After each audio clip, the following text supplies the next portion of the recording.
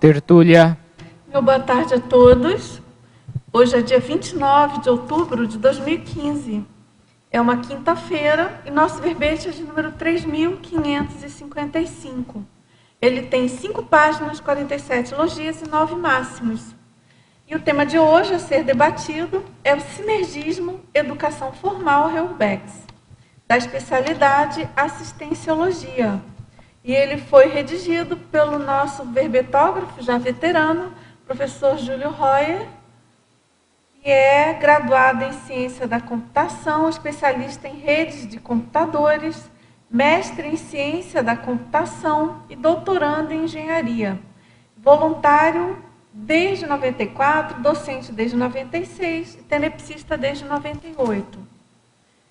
O sinergismo Educação Formal Reurbex é o conjunto de efeitos potencializadores recíprocos, convergentes e interassistenciais decorrentes da interação entre a massificação da educação formal e a reurbanização extrafísica, ambas em curso, atualmente, na Terra. O holopensene grupal da assistencialidade, o holopensene grupal da educação, o alívio das pressões holopensênicas pela desativação de comunexes baratrosféricas, em especial aquelas próximas às escolas, favorecendo a renovação sináptica em alunos, professores e funcionários. O recente esforço para a massificação da educação formal básica, incluindo grandes grupos de cons-réus ressomadas, a explosão demográfica iniciada no século XX e ainda em curso, acarretando enorme demanda de educação. A carência de profissionais de assistência aos alunos problemáticos, notadamente de psicólogos e assistentes sociais, o baixo percentual de aprendizado e retenção de conhecimentos em ambientes perturbados pela presença de cons-réus ressomadas sem a devida assistência, os currículos carregados de conteúdos sem aplicação prática para a maioria, as lacunas formativas para as cons-réus.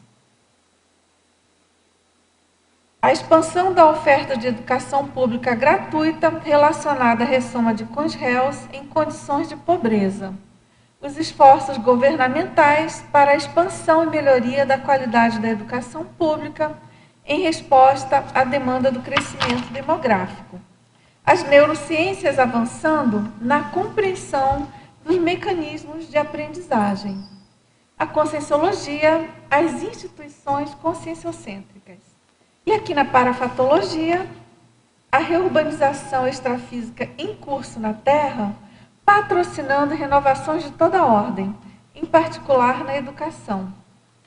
A assistência de serenões à Organização das Nações Unidas, a autovivência do estado vibracional profilático, capacitando energeticamente os professores no atendimento às demandas das cons-réus.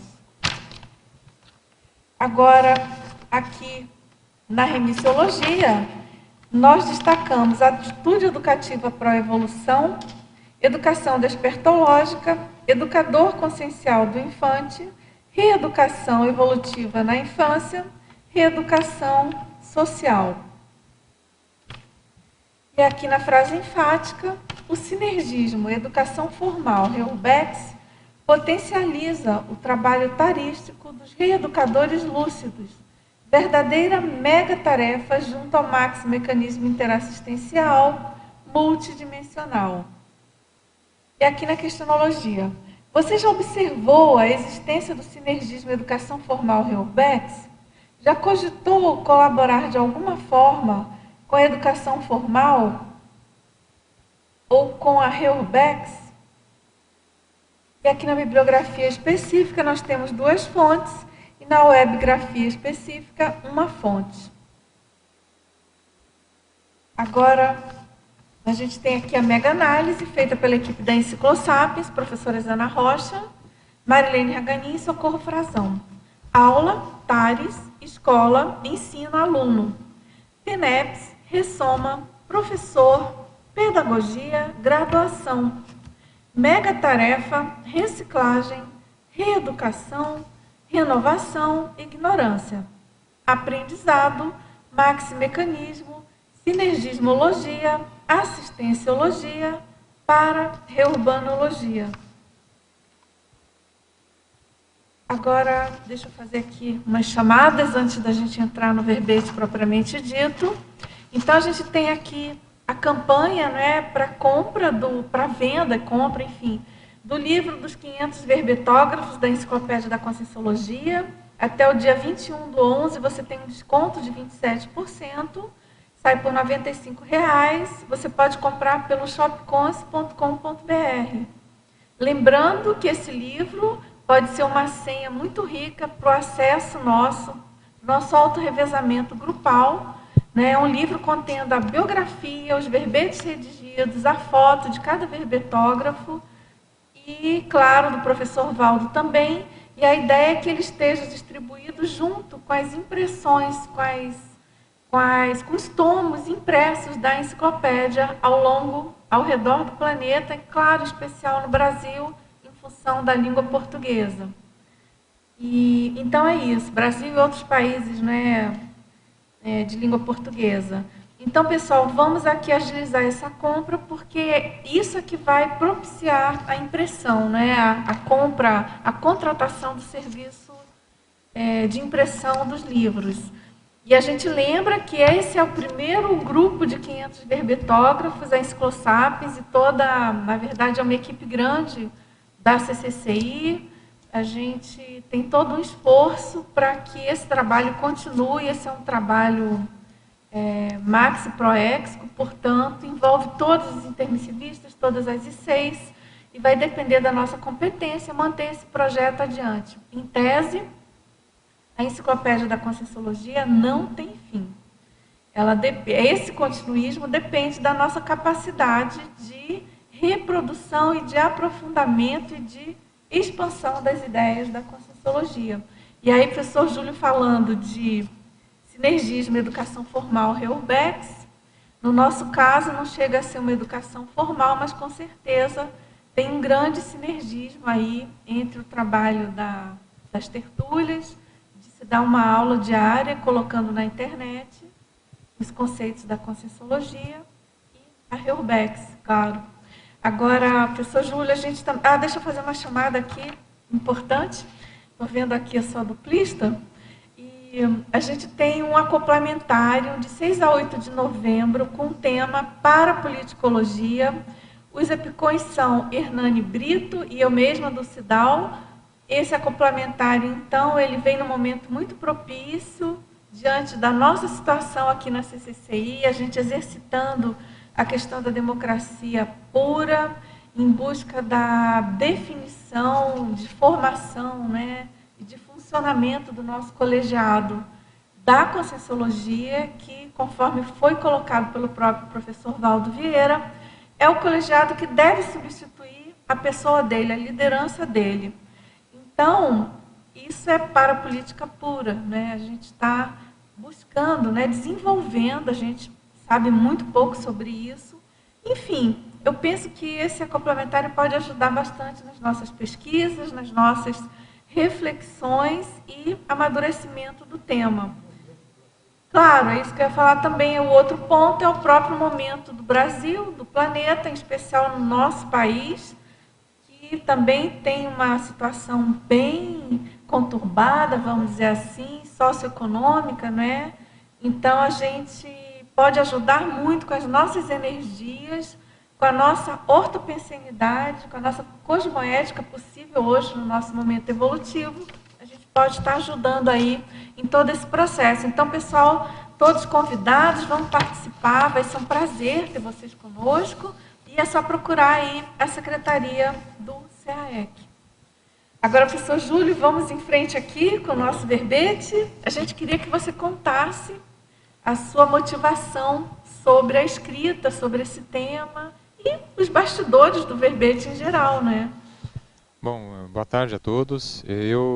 A minha motivação para trabalhar com esse tema, já faz alguns anos que eu estudo, que eu me interesso pelo tema de reurbanização extrafísica. E logo em seguida que eu mudei para a Foz, eu comecei a trabalhar na área de educação. eu comecei a ver também a mudança no perfil das pessoas que passam por ali, o trabalho da educação no decorrer dos anos, em cima das personalidades, o que aquilo ali influenciava a personalidade e ajudava a mudar a personalidade das pessoas, ajudava a melhorar, depurar. Então, isso, e a educação também, fechando a conexão com a expansão do ensino, da educação de maneira geral. O verbete está mais focado aqui na questão do ensino formal, mas como você bem falou, ele não está restrito só a isso. É lógico que qualquer iniciativa educacional, ela colabora com a reurbanização na medida que ajuda a melhorar, a reciclar as posturas das pessoas, dos componentes da sociedade, né? Então, é lógico, também contribui para a reurbanização. E aí eu tentando aí chamar um pouco de atenção para esse fato, né, nessa mudança que tem acontecido nas últimas décadas aí na educação, com mudança de perfil, isso aí tem me chamado a atenção, né? E eu gostaria também dos motivos aí para escrever o verbete é para chamar a atenção para essas mudanças, né? Essa questão que você está colocando de observação sua sobre essas mudanças, você colocou alguma coisa aqui na fatologia e eu acho até que eu li algo. Por exemplo, aqui, o baixo percentual de aprendizado e retenção de conhecimentos em ambientes perturbados pela presença de congéneres ressomadas sem a devida assistência. O que você tem a comentar sobre isso? Olha, quando tem, às vezes uma única pessoa, quando entra dentro de um grupo, ela acaba gerando uma perturbação dentro daquele grupo e acaba tirando a atenção dos alunos, acaba gerando conflitos, acaba gerando toda uma série de problemas que inviabilizam o ambiente de aprendizado que se propõe a ser a escola. Então, nesse ambiente, enquanto essas congéneres, elas precisam de assistência. Ali o caso é orientação, encaminhamento, orientação, preciso de assistência mesmo, mais do que a média. Só que essa assistência, muitas vezes, não da direcionada, específica. E o professor em si, ele estuda para ensinar, ele não estuda para atender a esse tipo de comportamento mais perturbado, que tem mais doentio, né?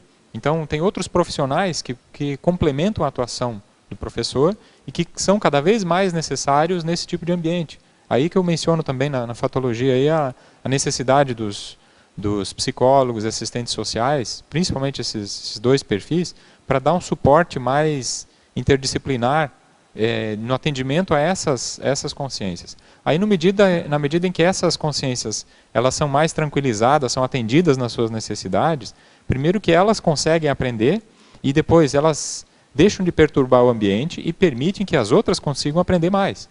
Então, é nesse sentido que eu coloquei isso, né, de observar esses perfis de consciências que precisam de mais assistência. Agora aqui na fatologia, na página 7, na última linha, primeira página, né, aqui. Como podemos auxiliar na reversão da ignorância e do despreparo dos professores, autoridades e dos sistemas de ensino para receber as congéneres? Esclarecê-los a respeito da existência das congéneres seria uma das soluções? Eu acho que essa solução ela só é viável se houver predisposição das outras pessoas em entender do paradigma consciencial. Agora, não há necessidade de você explicar todo o paradigma consciencial para que as pessoas consigam entender que há faixas sociais, há pessoas, há crianças que precisam de mais assistência, que precisam de assistência especializada. E mesmo porque a maioria delas vive em ambientes familiares desestruturados ou tem uma carência social maior e que precisa de uma assistência especializada, né? Então, não há a necessidade de você explicar o paradigma consciencial. É óbvio que se você estiver diante de pessoas que já têm uma predisposição, já têm já têm condições de entender, perfeito, se conseguir esclarecer é a condição ideal. Mas não é uma condição necessária para que se faça um acolhimento melhor para essas consciências. A teoria da Heuerbeck é tão ampla e tão envolvente, né, que dá vontade de sair contando, né? Eu às vezes me pego, puxa, se ele soubesse da... A gente vendo muitos comentários e às vezes rodas de debates, né, entre especialistas, puxa, se eles soubessem da teoria da Heurebeck, mas você tem razão, eu concordo, não dá para você, não necessariamente precisa da pessoa compreender essa teoria para ela agir mais adequadamente, né? Tem as gradações, né, Júlio? Sim, sim. O verbete ele foi escrito dentro de uma enciclopédia de conscienciologia, então é mais no sentido de chamar a atenção dos intermissivistas ou das pessoas que já estão lendo a enciclopédia. Né? Não é uma publicação isolada. Agora, é interessante, vamos observar aqui com o tempo, mas eu acho muito interessante essa possibilidade que a própria enciclopédia propicia do acesso dos verbetes a uma pessoa leiga de fora. Faz uma interface em alguns temas. Mas, dependendo do tema, da expressão usada, a hora que você digita no Google, a enciclopédia aparece logo, imediatamente. E vamos torcer, então, para o seu título, para ele fazer um link e chamar a atenção de pessoas não necessariamente da Conscienciologia, porque ele tem essa riqueza aqui de temas, né? Você usou a palavra educação formal, que totalmente da Socin. E tem muita gente... E a Heurebeck. O tema da educação, ele gera muita polêmica, não há consenso sobre direções assim, em muitas áreas dentro da educação. Sim. Então, há muito debate, há muita questão aí sobre ainda ser... eu tive a felicidade, digamos, de fazer um pós-graduação lá no Rio, na UFRJ, em educação. E, na época, nossa, eram muitas as discussões e tem muita questão, em muitas áreas se entra muito com questão de ideologia, em outras áreas se aborda mais a questão de aprendizado. A questão dos currículos é outro ponto, assim, isso. ultra polêmico, né, dos conteúdos curriculares. O que colocar e o que não colocar, né, o que priorizar. Exatamente. Enfim, esse sinergismo vai longe, né, Júlio? Sim. Então, vamos adiante. Aqui na Fatologia... Na página 8, segunda linha, vemos estarrecidos um aumento exponencial de agressões de alunos aos professores nas mais diversas escolas. Esse fato tão triste tem solução a curto prazo?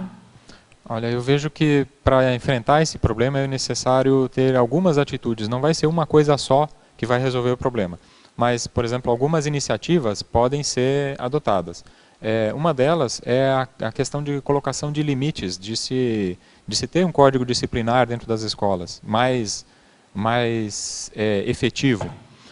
Um exemplo que saiu na mídia agora, recentemente, eu acabei não imprimindo, mas era a respeito de uma decisão judicial no município, numa capital, se não me engano, eu não lembro se era Campo Grande ou Cuiabá, que um juiz emitiu uma sentença criando, assim, estipulando regras para dentro da escola, mas dentro da direção da justiça restaurativa, mais ou menos assim, o aluno teve problema com indisciplina, ou sujou alguma coisa, ele fica depois da escola para limpar aquilo que ele sujou. Então, sempre tem uma consequência para os atos que ele faz. Né? Isso eu vejo que é uma atitude educativa. O que nós fazemos tem consequências, o que nós deixamos de fazer também.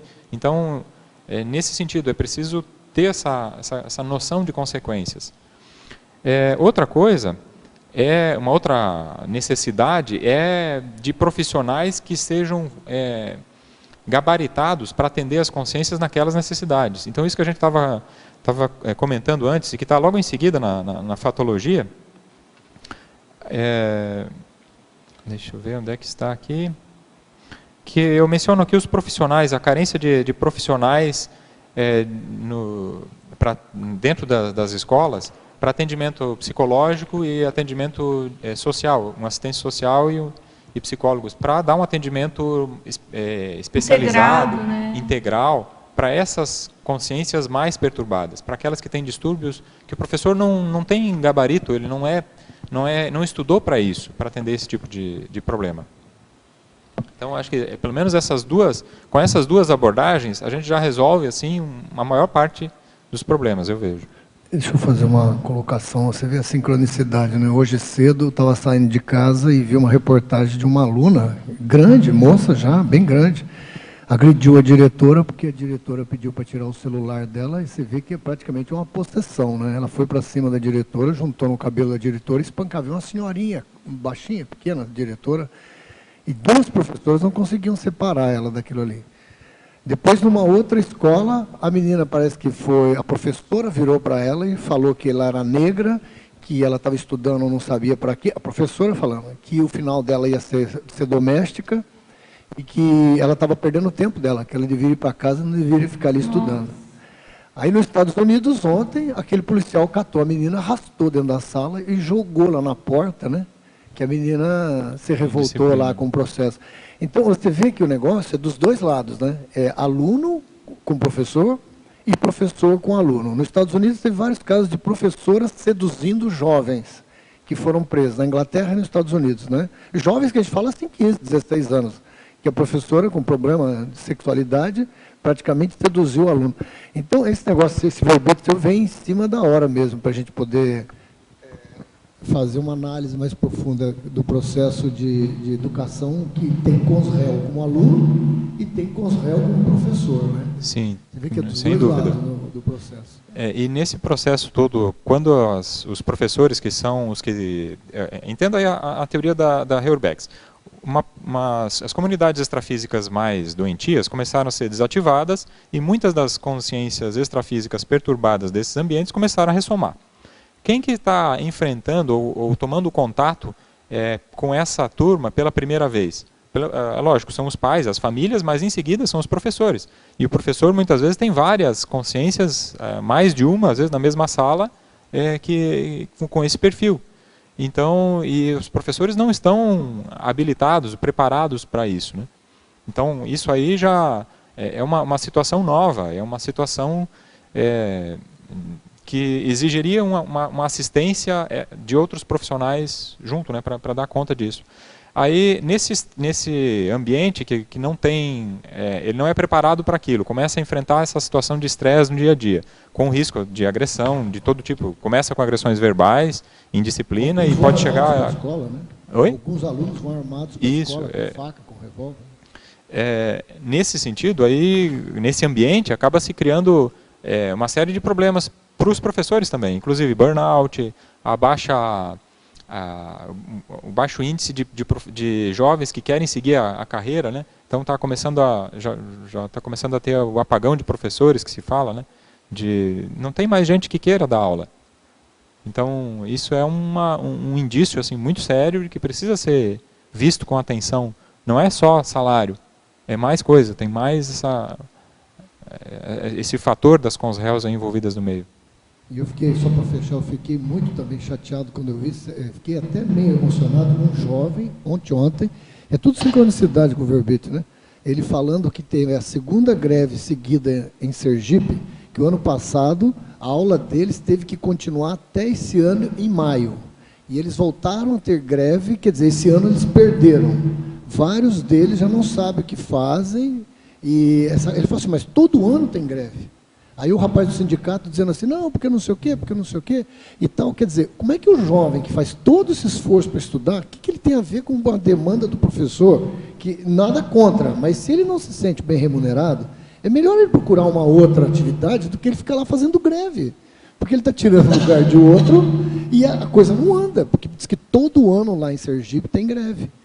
Aí entra uma série de fatores aí que acho que não vale muito a pena a gente entrar, que entraria um pouco na... Isso afeta toda a educação formal, né? Isso. E tem muitos desses sindicatos ou de organizações de professores têm motivação política aí atrás, ideológica, e aí contamina também todo o processo. Agora, do ponto de vista da remuneração, há algum tempo atrás foi retirado, pelo menos de uma boa parte dos professores, eu não sei se todas as esferas, mas dos professores, por exemplo, categoria federal, não tem database. Então, a inflação ela não é reposta automaticamente. Tem que fazer a greve para conseguir repor.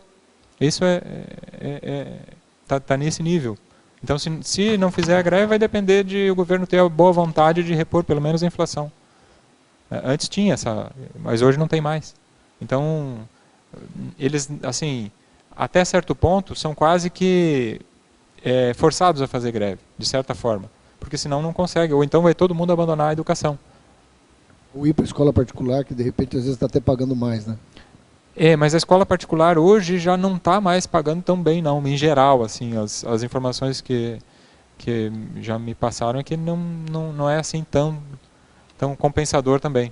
Então, a lei da demanda, né, e da oferta. Se os salários na rede pública são baixos, né, eles vão nivelando pelo mais baixo, claro. Porque tem essa... Não vamos entrar aqui no mérito, né, mas tem a problemática também da educação enquanto indústria, né? O dinheiro, indústria né? econômico-financeira. Então, também já gera um outro problema aí também para os professores, né? Para todos, né? Alunos, pais, enfim. Ô, Júlio, professor Júlio, falando de educação formal, a minha filha dá aula numa faculdade federal e ela tem um pouco de conhecimento da conscienciologia. Ela fala que ela não perde um segundinho de dar uma força. E ela trabalha também no Instituto Federal, e lá é o período integral. E quando é um aluno que tem um pouquinho de problema, que é problemático, ela fica o tempo todo lá, só para dar uma força, para bater um papo. Ela está sentindo muito, muito recompensada de fazer esse trabalho e está conseguindo um monte de coisa diante desses alunos problemático. Aí, na hora que eu estava olhando que você comentou, o Jorge comentou, aqui o princípio do menos doente ajudar o mais doente. É isso, não adianta, né? É o menos doente, já que ele está lá, tem condições, pode estar direto com os alunos. Eu acho que não tem coisa melhor mesmo dar essa força aí, aos pouquinhos, falando, sem nome de conscienciologia, sem os neologismos, mas fazendo uma assistência. Daí, eu acho que se todos os professores, né, tivessem um pouquinho desse conhecimento, já ia trabalhando. Com certeza ia ajudar bastante. Assim, uma das coisas que me motiva... Eu sou professor também, professor na rede pública federal. E uma das coisas que me motiva é justamente esse acompanhar da evolução do perfil do aluno no decorrer dos anos. Você pega o aluno lá, eu dou aula também no ensino médio na rede... Instituto Federal. De Instituto Federais, né? Então, ali você pega o aluno no primeiro ano do ensino médio. Muitas vezes ele chega totalmente perturbado de escola pública, que vem totalmente indisciplinado. Com o passar do tempo, você vai mostrando, vai convivendo com essa pessoa durante bastante tempo, dando exemplos, mostrando conhecimento, fazendo ele pensar, e aos poucos você vai vendo uma mudança de perfil, uma mudança da própria personalidade para melhor. E chega no terceiro ano, eles já estão, são outras pessoas, já estão agradecendo, felizes da vida. Olha, essa interação aluno-professor é muito bom, né? Isso, esse acompanhar dessa mudança é que é muito gratificante. Você sente a questão da recompensa proexológica aí no meio, né? O que ela fala, mãe, profissionalmente eu acho que eu estou fazendo a minha Proex, vamos ver o resto. Mas eu queria perguntar para você sobre o paradoxo. Você poderia falar sobre ele? Onde está? Na página 9. Paradoxo do aumento dos conflitos nas escolas pela chegada de conréus ser sinal de avanço quando observado do ponto de vista da religião. Porque, do ponto de vista, dá a impressão, se você olhar só a parte intrafísica, de que a sociedade está se degradando, que está havendo uma degradação. E agora, se você olhar isso do ponto de vista extrafísico, considerando a Reurbex, essas...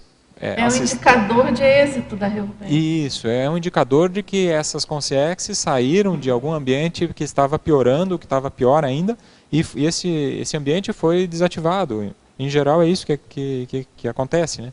E aí essas consciências vêm para a ressoma. E apesar de estarem perturbando ali, elas ainda estão melhores do que estavam extrafisicamente. Então, sob esse ponto de vista, isso aí acaba sendo um paradoxo. É uma piora aparente. Oi. Eu gostaria que você ampliasse em a fatologia, sétima linha, na página 8, as lacunas formativas para os conreos. E se você pode correlacionar com o fato da massificação da informação virtual também. Eu vejo assim, isso aí eu coloquei junto com outro item da fatologia, que é esses currículos carregados de conteúdo sem aplicação prática para a maioria. Você acaba sobrecarregando o aluno com uma série de assuntos que não tem aplicação prática. Isso aí desmotiva o aluno, ele não vê conexão daquilo, não vê aplicação prática com aquilo ali e acaba não aprendendo o suficiente. Agora, por outro lado, o tempo e a energia utilizados para esse conteúdo que não vai ter aplicação poderiam ser usados para atender lacunas da formação de um cidadão. Por exemplo, no ensino médio, todo cidadão vai precisar gerenciar sua conta financeira, sua vida financeira. Mas não há praticamente nada sobre isso, sobre como você construir um pé de meia para se aposentar. Como tratar, não se tem os rudimentos do mercado financeiro, por exemplo, não se fala sobre isso. E hoje a perspectiva de aposentadoria pública, ela não é boa, né? A previdência pública tem já está com um rombo bastante grande e se continuar desse jeito, a tendência é quebrar. Então, a questão financeira, todo mundo vai passar por isso. Agora, outra coisa, quase todo mundo em algum dia vai constituir família, vai ter filhos. Pelo menos mais da metade. E não se fala nada sobre a educação de infante, a educação na primeira infância, para as pessoas que vão ser mães e pais. Uma outra coisa, todo mundo se alimenta todo dia, mas não há, ou há muito pouca informação sobre nutrição, sobre assim, cuidados com a própria saúde. Resultado, a maioria acaba comendo comida processada, que saiu essa semana agora sobre até um relatório lá da OMS dizendo que isso aí está vinculado a câncer, né, as carnes processadas. Então, além de outras, uma série de outras coisas aí que acabam prejudicando a saúde dela a médio e longo prazo. E agora, em vez de usar o tempo para assuntos como esse, eu dei alguns exemplos aqui, poderiam ser uma série de outros exemplos, mas ficam se falando, por exemplo, na área de química, os spins dos elétrons lá, dos átomos. Alguém já usou isso? Eu não encontrei ninguém que tenha usado isso na vida depois do ensino médio. Os exames de lá, os cálculos de balística da física, também. Aquelas coisas da biologia lá, as monocotiledôneas, dicotiledôneas, aquelas coisas, assim, eu não encontrei gente que tenha aproveitado isso, esse conhecimento, essas coisas tão minuciosas que se trabalha tanto aí no ensino médio em detrimento dessas coisas que são de formação do cidadão. Mas nesse sentido, ficam lacunas que mais para frente não são supridas. Eu queria fazer um comentário a raiz disso. Por exemplo, eu entendo o que você fala, eu estou de acordo. Só que eu he visto que na prática, pelo menos universitária, o que acontece é que os professores tentando ensinar coisas práticas banalizam já toda a informação. Então, por exemplo, o aluno chega e fala: não, mas eu não quero aprender esse nome desse músculo porque eu não vou utilizar isso, para quê? E aí é como que eu sinto que há uma banalização mesmo da aprendizagem como tal, porque não todo se aprende só porque uno vai utilizar, uno também aprende para conhecer, me entende? Então eu acho assim, que como nós estamos nessa transição do paradigma, é bem difícil assim ainda compreender com profundidade que é prático e que é conhecer, porque uno não só conhece para para desarrollarse no dia a dia, uno também conhece para aprender, para enriquecer-se, para conhecer outras coisas da existência mesmo, entende? Sim, eu entendo. Eu sinto assim bem que às vezes banaliza muito. Aí eu acho que aí vai de bom senso e também de formação, a própria formação dos professores para lidar com os temas. Muitas vezes, até em decorrência da desvalorização da carreira, os professores atuais que a gente vê, muitos deles, acabaram escolhendo essa profissão em última escolha, assim, como, não tem outra opção, acaba indo para a docência porque pelo menos tem um emprego. Mas, e aí acabam vindo muitas vezes as pessoas que não têm qualificação suficiente.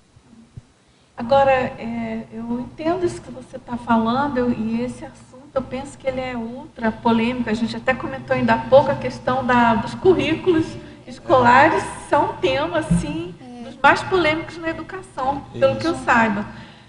Agora, é interessante a gente pensar nessa colocação que ele fez, que ficou inserida aqui, né?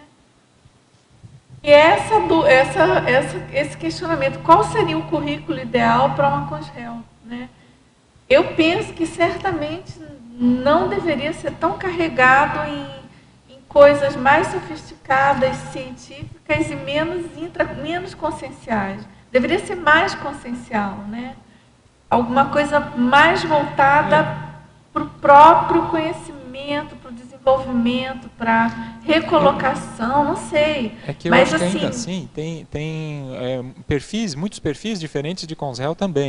Claro, mas de todo modo, quando você citou a questão de especialidades, coisas muito específicas, por exemplo, de ciências biológicas ou ciências exatas, enfim, não importa. Talvez para uma pessoa que esteja tão carente, que há tanto tempo não ressoma no planeta, talvez precisasse de outras abordagens, né? Não sei, interrogação, né? Eu acho que isso é uma coisa ultra nova, mas que vale a pena a gente pensar, né? Eu até lancei essas coisas até como provocação, né? Porque precisa pensar em alguma coisa mais relevante de aplicação prática, né? E agora, para implementar isso que eu falei, é lógico que também vai precisar de estudo, né? Os próprios professores precisam estar capacitados para abordar esses temas, né? Hoje eles... Você me faz pensar algo, e é que aqui na Cognópolis uno está de algum modo também reurbanizando-se a si mesmo, não?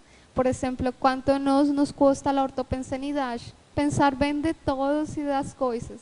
Para nós é ainda uma dificuldade, não? Para manter essa ortopensenidade o tempo todo. E essa é uma inversão nos valores existenciais, cosmoéticos. Então, eu acho que se para nós que já temos curso intermissivo, isso é importante ainda e uno tem que esforçar-se e dedicar bastante tempo ao dia. Eu acho que para uma CONREUS realmente deveria ser bem especificado em coisas cosmoéticas, de aprendizagem. E a última pergunta, assim, para fechar só, em parafatologia, você pode ampliar a escala lúcida das consciências pelo professor intermissivista. E como uno pode diferenciar quando uno isca algo do aluno, quando é uma questão pessoal, um assédio pessoal, porque eu tenho uma hipótese, curiosamente, de que eu sempre que vou a dar aula a um grupo, eu na noite me projeto com uma consciência, e sempre é um patrão de consciência com assistência, mas eu ainda não identifiquei que aluno é.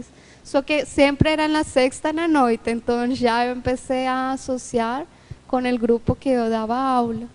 E aí eu ficava pensando, bom, hasta onde isso é meu, hasta onde isso é dos alunos, mas saiu essa hipótese. Pode ser, acho que até para ampliar, pode ser relacionado a você, pode ser relacionado aos alunos, pode ser relacionado ao tema que você vai abordar também.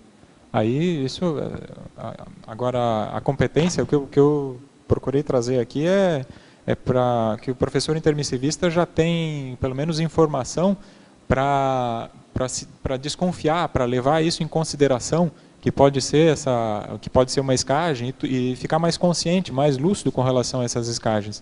E começar a trabalhar com isso pensando da maneira assistencial. Né? Não, agora passei a ter uma dor de cabeça, então vai lá e toma um remédio e continua de mau humor, aí não resolve. O negócio é levar isso em consideração, observar quando iscou, ok, você passou a sentir o efeito da Consex na sua psicosfera. O aluno melhorou? Você tem condições de encaminhar essa Consex pela TENEPS, por exemplo? Ou de alguma forma, pela própria pensinidade, se ainda não faz TENEPS, pelo exemplo pessoal, pelo esclarecimento, por projeções, pelos recursos que estão à sua disposição, né? Então, é nesse sentido, né? De chamar atenção para isso. Dentro disso que você está falando, no trimônio, né? Na página 9, eu acho que ele cabe bem, né?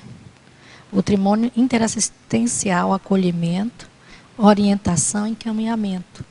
Daquelas pessoas que não fazem, pelo menos a TENEPS, mas tem uma pensionidade, uma ortopensionidade, né? Sim, você pode fazer assistência, não é só a TENEPS que faz assistência para a Consciex. Você pode fazer assistência pelo exemplo, pela exteriorização de energias, pelo esclarecimento mesmo. Então, não é a única ferramenta, né? Mas ajuda bastante. Se for tenepsista, isso ajuda bastante. E no sinergismo, na página 8, o primeiro sinergismo acho que tem a ver com o que a gente estava falando antes, que é o sinergismo educação formal Helbex. Esse é o título do verbete, tá? Você podia explanar mais? Esse é o título do verbete. Então, tudo isso que nós estamos falando tem a ver com esse sinergismo. Essa convergência de esforços e de energias e de efeitos promovida tanto pela educação, no caso aqui eu estou chamando a atenção para a educação formal, porque é a que alcança a maior parte das pessoas. Agora, qualquer outro tipo de educação também tem a ver com isso, né? E a Reurbex. A reurbanização, ela atua favorecendo a educação no momento que ela limpa ambientes extrafísicos próximos às escolas ou próximos às casas onde as consciências vivem, as consciências vivem. Sim. Então ajuda na manutenção, na melhoria do holopensene. E, por outro lado, as consciências que estão saindo do extrafísico, que estão sendo tiradas dessas comunidades extrafísicas, estão renascendo. Então elas precisam de educação, de uma renovação, que é o ambiente mais propício para essa renovação, para essa assistência, para essas consciências, é a escola.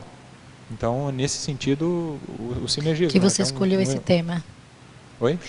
Nesse sentido que isso. Você escolheu esse tema, Isso, né? isso. Obrigada. Professor Júlio, na fatologia, na página 7, última linha. Você já comentou, né, mas ele faz uma outra colocação também. A ignorância e o despreparo dos professores, autoridades do sistema de ensino para receber as consréus.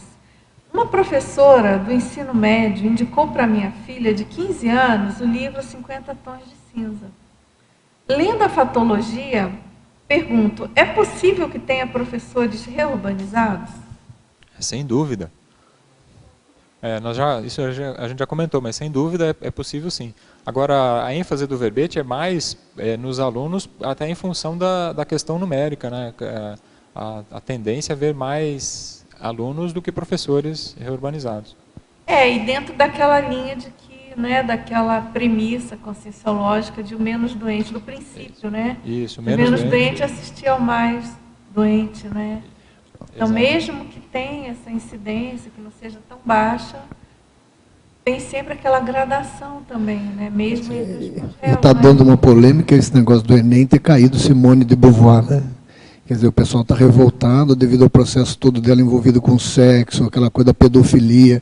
Então eles colocam um tema desse para o jovem estudar para ir fazer o Enem. Isso está dando um problemão também. Então você vê que o negócio já vem até de cima, né, da organização, né? Aí entra, quando começa a entrar o processo de ideologia no meio. Que está acontecendo muito. Isso aí, no Brasil está muito acentuado, exacerbado isso.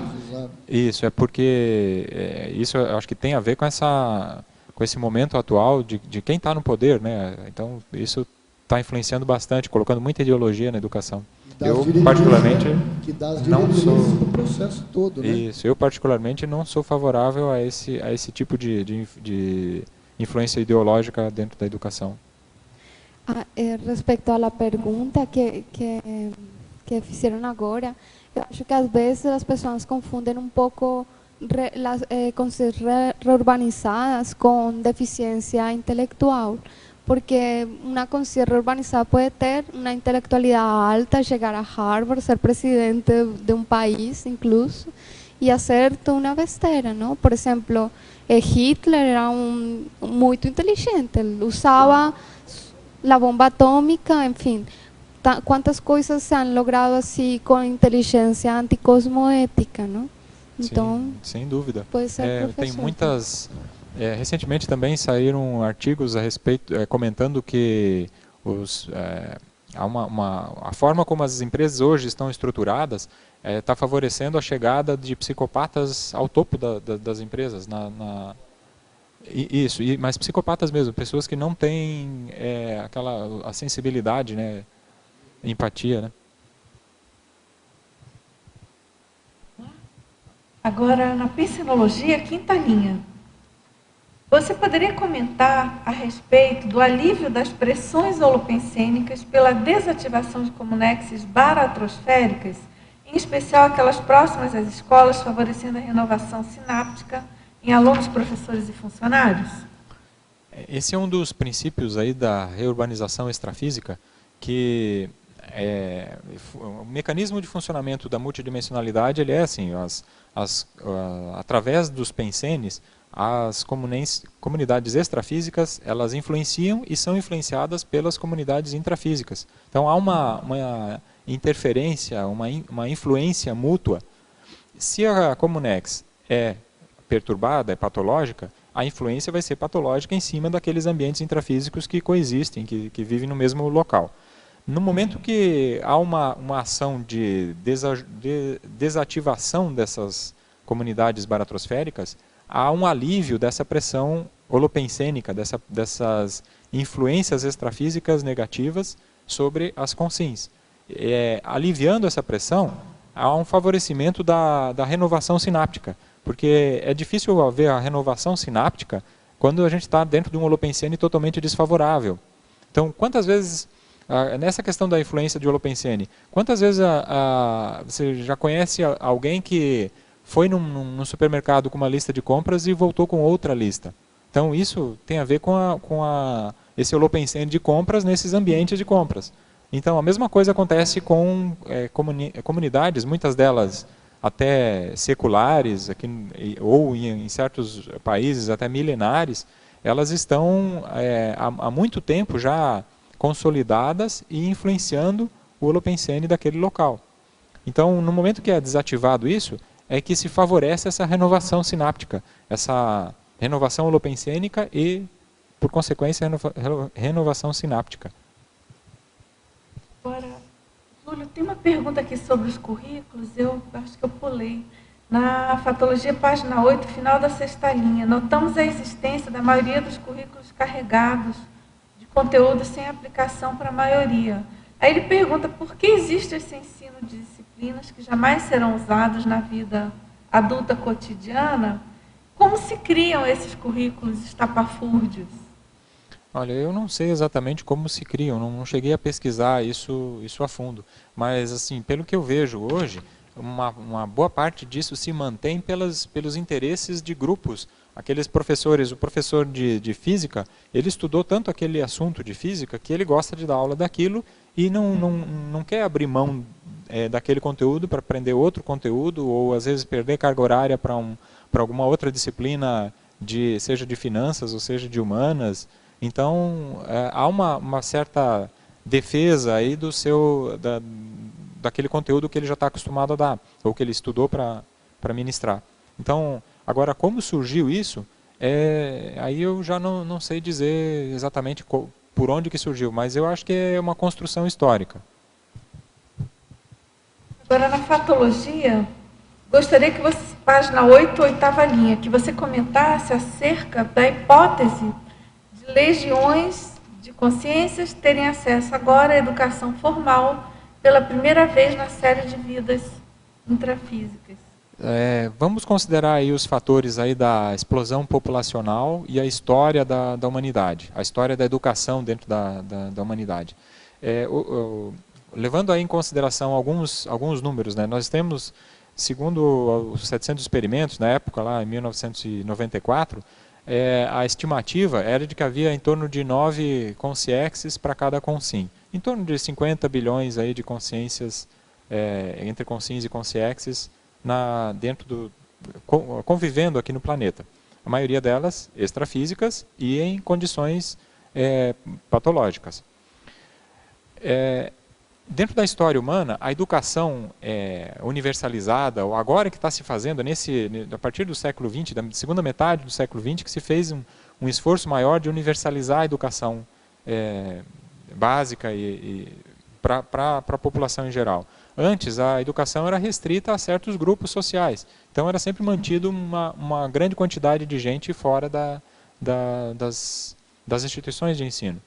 Se você levar isso em consideração, há uma grande probabilidade de muitas dessas consciências extrafísicas terem ressomado já, ou estarem há bastante tempo sem ressomar, e nas vidas anteriores dela, quanto mais para trás, mais restrito era o acesso à educação.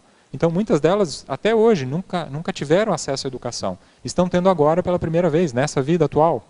Então, para essas consciências que não têm uma referência anterior, é sempre um pouco mais trabalhoso você desenvolver, começar a aprender tudo aquilo a partir do zero. A quem já aprendeu a ler, quem já leu várias vezes em outras vidas anteriores, até já escreveu livros, já tem muito mais facilidade com essas disciplinas, com as línguas, com a matemática, com as coisas, pelo menos o ensino básico. Já tem noção disso. Agora, quem nunca esteve em instituição de ensino antes, está tendo isso pela primeira vez. Então, essas são consciências que precisam de mais assistência. Ô, Júlio, mas dentro disso aí que você está falando, que tem pessoas que nessa vida já estudaram só até a 4ª série, antiga, né, primária. Isso também é o que você pode estar falando? São com réus também? Porque em outra vida ela não deve ter estudado nem escrito. Ou... Eu acho que é difícil a gente fazer uma regra, estabelecer uma regra para isso. Porque é possível que pessoas tenham até estudado mais em vidas anteriores e nessa vida, até Sim, pelas condições sociais, possível, né? não tenham tido acesso decente à educação.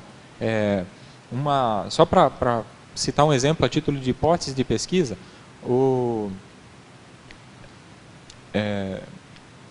tem uma pessoa pode ter sido desde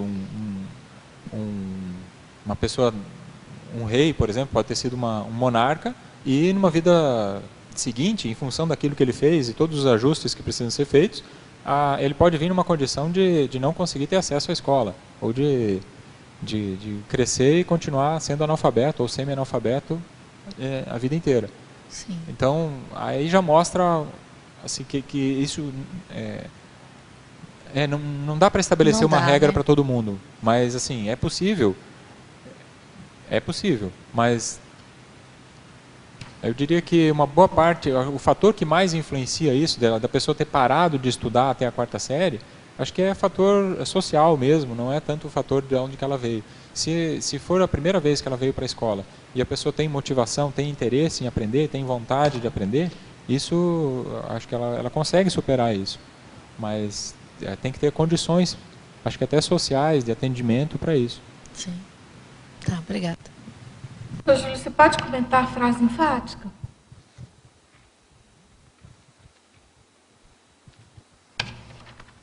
O sinergismo Educação Formal Heuer-Becks potencializa o trabalho tarístico dos reeducadores lúcidos e é uma verdadeira mega-tarefa junto ao maximecanismo interassistencial multidimensional. Aqui eu estou falando de reeducadores lúcidos, então estou partindo do princípio aqui que a pessoa já tem noção do valor do trabalho dessa assistência através da reeducação. Especialmente aqui, estou falando especificamente aqui para os intermissivistas. Então, o trabalho tarístico desses reeducadores, ele é potencializado por esse sinergismo, por essa ação conjunta da Heuer-Becks, porque você acaba, primeiro, você tem um ambiente mais favorável do ponto de vista extrafísico ou de holopensene para exercício da docência, na medida que foram desativadas as comunexes mais patológicas próximas. Então já tem um ambiente mais favorável aí. E outra coisa é a assistência extrafísica. O maximecanismo tem aí a questão dos amparadores envolvidos que ajudam nesse processo. Desde encaminhamento de consciexes, inspirações, uma série de fatores aí que, se contar com o maximecanismo, o trabalho rende mais, né? Agora aqui na tecnologia, página 8, primeira linha. Você poderia aprofundar as técnicas didáticas para acalmar a turma de alunos e também as técnicas didáticas para manter a atenção dos alunos? Eu acho que não dá para fazer não sei se tem uma técnica específica que funciona para todo mundo, para todos os professores e para todas as turmas de alunos. Então, acho que aí é uma coisa para ser construída, para ser verificada, para ser estudada. Mas tem algumas coisas que eu acabei usando dentro da minha carreira lá no ensino médio. Aqui nós estamos falando de alunos, não estou falando de turma de alunos intermissivistas em aulas de conscienciologia. Estou falando lá na educação formal, onde você não aborda explicitamente o paradigma consciencial. E muitas vezes as crianças que estão ali não estão ali por vontade própria. No caso de conscienciologia, o aluno está ali por vontade própria, não tem problemas assim de acalmar ou de problemas de indisciplina mais sérios. Mas nessas turmas, em educação formal, tem problema com indisciplina. Então, algumas técnicas que podem ser usadas. Uma delas, no meio da algazarra, você solta uma piada, por exemplo, e muitos dos que já estão... a turma que está prestando atenção começa a dar risada em conjunto, e essa turma que não estava prestando atenção, eles ficam perdidos, porque o que ele falou, e silenciam. Essa é uma técnica que funciona. Outras coisas que funcionam é você começar a envolver os alunos que estão dispersos, chamando ele pelo nome, fazendo questões, envolvendo o aluno no meio. E principalmente identificando aqueles que é o epicentro da bagunça. Então esse é o aluno que tem que ser, digamos assim, chamado para a aula. Em casos extremos, assim, em último caso, eu já cheguei a usar as técnicas principalmente quando eu não conheço a turma ainda, quando a turma está chegando, bem disciplinada, eu vou lá perto do aluno e pergunto qual que é o nome dele, e aí coloco esse nome ali no quadro para eu lembrar de interagir com ele, aí de fazer as perguntas para ele. E aí, quando faço isso, colocando o nome dele lá, parece que ele desassedia, porque parece que ele murcha, ele sai daquele burburinho todo e ele começa a prestar atenção. E isso é uma coisa que eu tenho, assim, mas isso aí já é uma abordagem para mim mais extrema. Eu não uso isso sempre, não.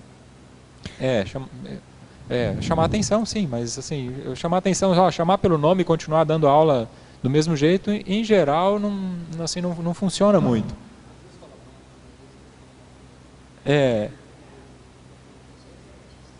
Para mudar o tom de voz também ajuda, fazer conexão daquilo que você está ensinando com situações do dia a dia, quando isso é possível, né? Situações do dia a dia do aluno, e perguntar, por exemplo, inserir nisso exemplos de que isso que você está ensinando acontece no dia a dia dele.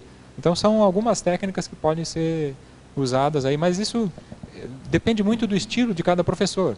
Tem professor que tem mais facilidade em fazer piadas, tem outros que são menos. Então depende do estilo de cada professor. Cursinho, a gente vê muito isso, né? Os professores conseguem um nível de atenção muito alto em cursinho. E olha que o pessoal, muitos têm ali do fundão da bagunça. Eu participei do cursinho do Ângulo. Era uma atenção praticamente 100%, que eles têm técnicas de fazer brincadeiras com um material muito difícil, literatura, português, são matérias consideradas até chatas, e tinham professores assim com um nível de descontração muito grande, e a gente, além de aprender, fixava o negócio. Então tem realmente maneiras e técnicas sem bater de frente com o aluno, né? Sem ter que fazer aquela ostensividade. Tem sim. Macetes. Os cursinhos são especialistas em contratar professores que são showman, né? Então isso ajuda. Mas agora tem outra coisa assim, bastante séria dentro do cursinho, que é a avaliação. Quem faz a avaliação não é o professor. Não é o professor que avalia isso. Aí o professor deixa de ser um adversário e passa a ser o colega aquele que vai ajudar a enfrentar o problema que está lá na frente, que vai ser o vestibular. Então, tem um autor que defende isso, que é o Pierluigi Piazzi, do livro Ensinando a Inteligência. É bastante vendido esse livro aí. Ele defende uma educação onde o professor que dá a aula, ele só ensina. O outro tem que ser uma outra entidade que vai fazer a avaliação desse ensino. E aí já muda completamente o perfil das pessoas, do perfil de atenção, o perfil... Os próprios outros alunos acabam silenciando quem está fazendo bagunça, porque eles têm a noção de que se eles perderem o tempo daquela explicação, aquilo ali pode fazer falta para eles. Então, há uma inversão só nessa questão da avaliação. É lógico que, além disso, tem a questão da seleção dos professores para o cursinho, que, em geral, sabem fazer esse show, essa descontração. Isso ajuda. Oi, eu queria saber sua opinião de uma pergunta que sai um pouquinho do tema, mas, por exemplo, você que opina do presídio para com os réus menores de idade que cometeram algum delito assim, homicídios, coisas por esse estilo? Olha, eu acho que tem que ter algum tipo de limite, porque uma das coisas que fazem parte da educação desde a infância é a questão do limite. A criança, ela testa o limite, ela pede um limite para os pais. E muitas vezes o que falta na educação, tem faltado bastante, acho que é essa questão de colocar o limite, as consequências daquilo que ele faz. Agora, tem a questão também dependendo da gravidade desse limite, desse delito, é lógico que essa pessoa ela não está preparada para conviver em sociedade. O caso de menores que matam, né? Não estão preparados para viver em sociedade. Agora, se vai juntar ou não no mesmo presídio de adultos, aí eu particularmente sou favorável a criar um ambiente separado, mas que consiga fazer a ressocialização desses indivíduos, mas aí também não simplesmente prender, eu acho que só não resolve. Tem que ter essa questão do assistente psicológico aí no meio, né, para dar o suporte psicológico a essa renovação, a essa reestruturação do jeito de pensar. Eu perguntei porque na Colômbia, de onde eu sou, a primeira vez que eu escutei essa proposta de um político, eu fiquei apavorada, porque eu não conhecia a conscienciologia, mas com o tempo eu comecei a compreender que realmente pode ser uma opção.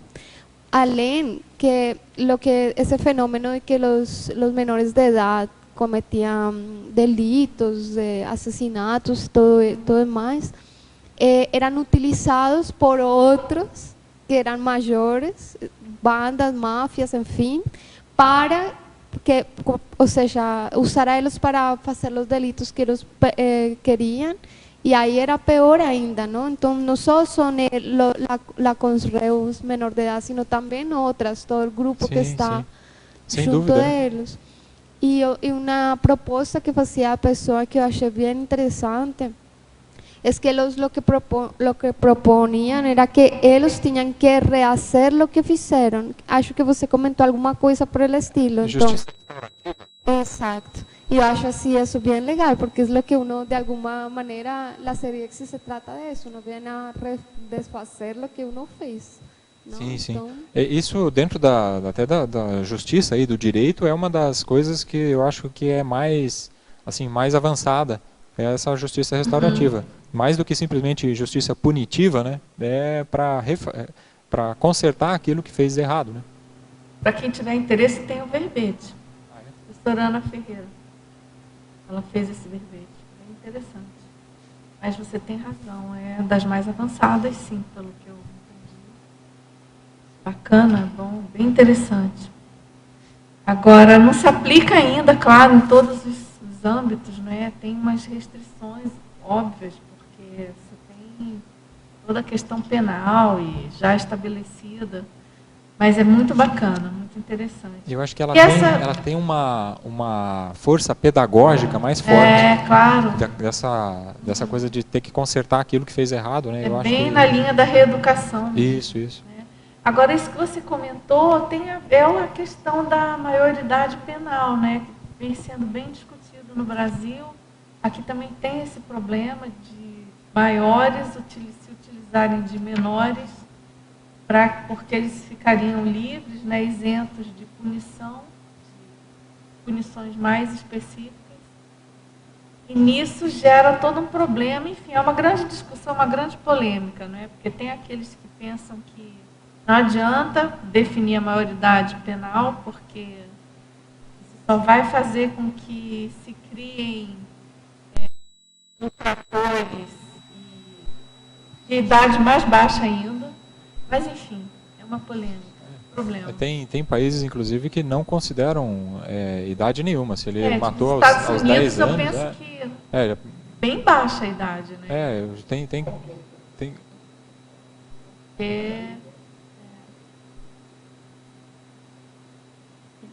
Bom, quer perguntar? Vamos. Eu não sei se já se falou, mas na página 9, na paradoxologia, esse paradoxo me parece muito interessante. Poderia aumentar um pouquinho essa explicação? É o único paradoxo que tem. A gente já comentou sim, mas não tem problema, vamos lá. Paradoxo de o aumento dos conflitos nas escolas pela chegada de consréus ser sinal de avanço quando observado do ponto de vista da Heuerbeck. É que, se a gente considerar só o ponto de vista intrafísico, pode parecer que nós estamos num estágio de degradação do ambiente terrestre, da Terra como um todo. Mas agora, se a gente considera também as dimensões extrafísicas, aí começa a ver que esse processo é um processo de amadurecimento planetário, porque essas consciências que estão chegando agora, elas estavam piores ainda em ambientes extrafísicos. Então há uma melhoria geral que está acontecendo. Então, é que realmente o professorado, tanto aqui como em outros países, que tem esses mesmos conflitos, não? Com alunos difíceis, não? E difíceis e hasta asesinos, não? Não está preparado o professorado para poder estar em condições de fazer uma mínima recuperação com eles. Porque é bem difícil. Nem sequer um equipo multidisciplinar seria o ideal. Falar do ideal em alguns países é difícil. O professor, o psicólogo, o pedagogo, o assistente social, esse seria, quizá, o caminho, não? Só que é difícil ter toda essa equipe hoje em alguns países, inclusive aqui também. Sim, eu mencionei isso aqui também no verbete. Eu defendo também essa ideia de que é necessário essa equipe multidisciplinar.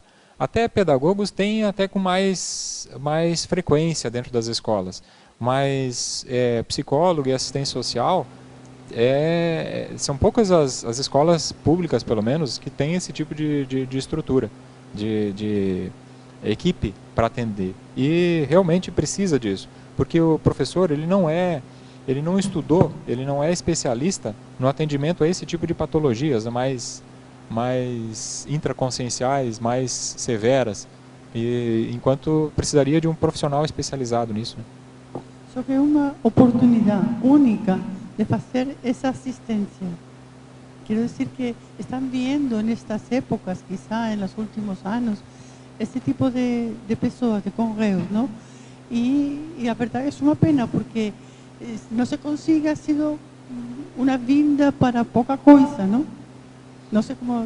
Eu não sei se daria para dizer que a oportunidade é única, mas a oportunidade é importante nesse momento, ela é crítica de assistência, né? Quando essa criança chega na escola, e o ideal é que tenha condições de ser atendida em toda a sua necessidade, todas as suas carências aí. Mas se isso não acontecer agora, vai acontecer mais para frente, mesmo que seja em outra vida. Mas isso nesse período, o ideal seria evitar esses problemas todos. O ideal seria agilizar a educação de todo mundo que conseguisse, né? Evitar a proliferação aí de problemas que seriam outra coisa que não tem a ver com isto, mas eu acho que Valdo falou que havia uma estimação de porcentagem, já não de 9 com respeito a 1, sino de 5, que havia descendido bastante. Sim, porque houve alguns fatores aí. Uma delas são as transmigrações interplanetárias que acabaram esvaziando ou mandando mais consciências para outros planetas do que vindo para cá. Então o fluxo extrafísico acabou sendo mais de saída do que de chegada. E uma grande quantidade também de nascimentos, né? Então a população também cresceu. Então é lógico que essa proporção acaba sendo diminuída. Já reduziu bastante.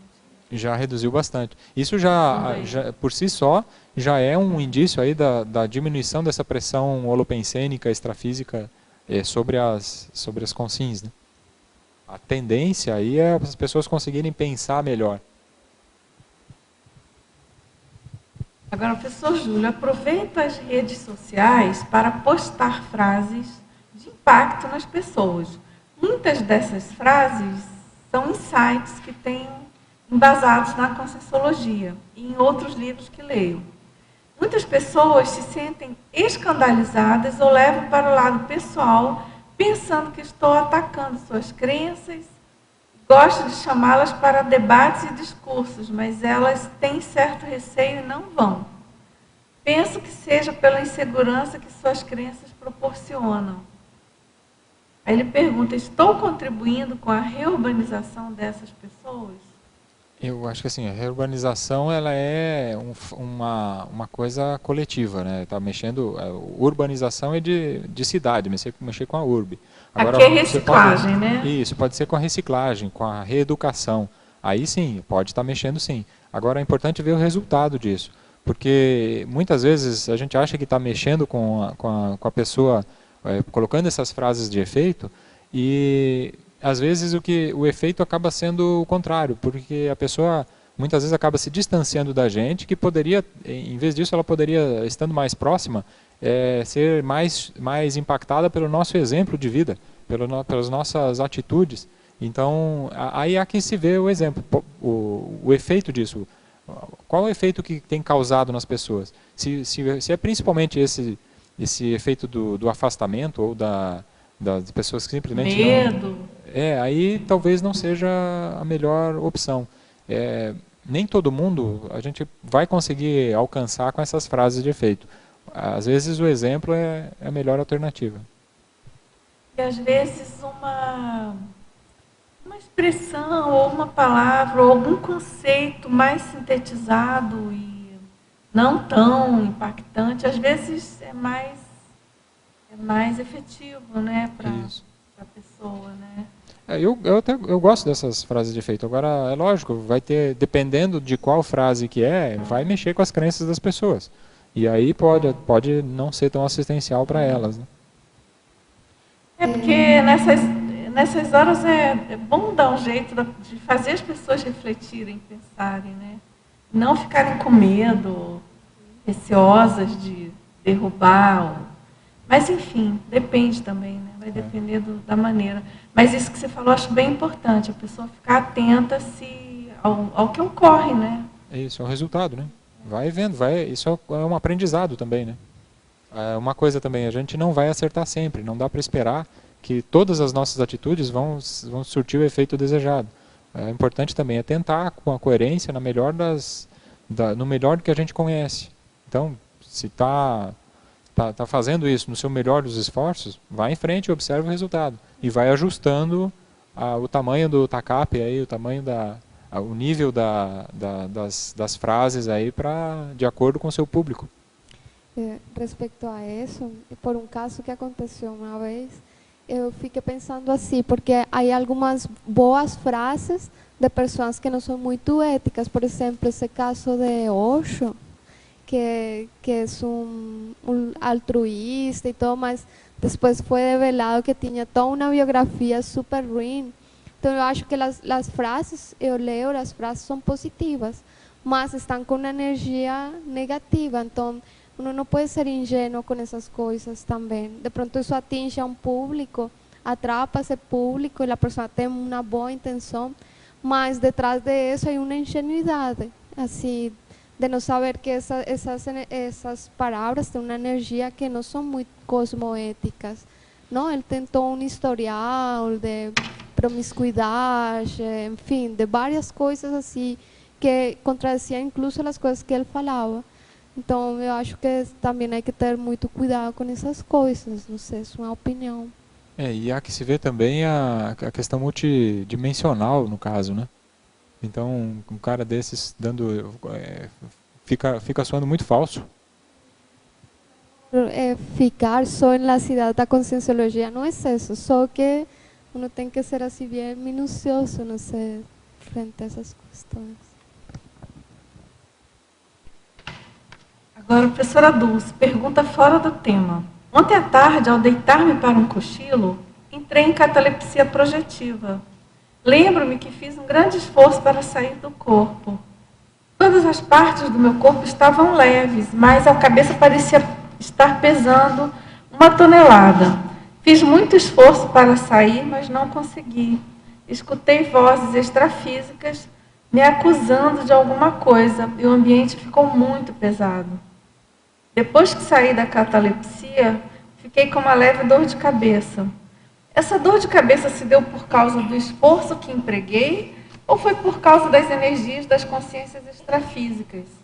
Olha, dor de cabeça é sempre um problema, né?